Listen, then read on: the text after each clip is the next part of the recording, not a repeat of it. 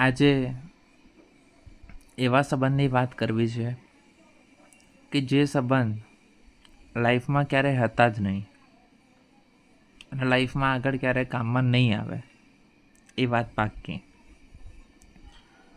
દરેક વખતે સારા બનવું, ઘસાવવું, કોમ્પ્રોમાઇઝ કરવો,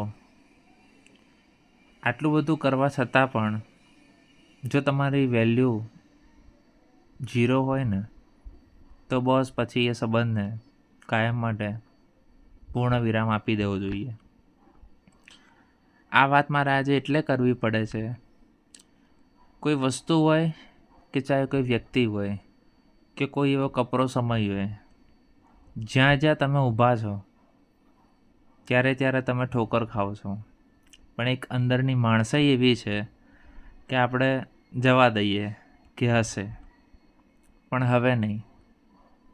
હવે એ વાત ઉપર કોઈ કોમ્પ્રોમાઇઝ કરવાનું આવતું નથી. જે જેવું કરે છે એવું તો ભોગવશે, પણ આપણે એના જેવું થવાનું નથી.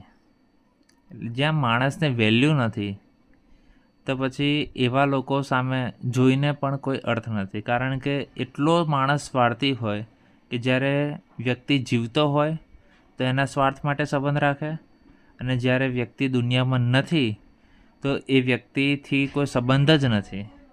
એ પછી ઘરનું હોય કે પોતાનું હોય, એ ખાલી એક નામનું એક ટેગ છે. બાકી માણસ એટલો સ્વાર્થી છે કે જે જોવાથી બી આમ ધિક્કારે છે.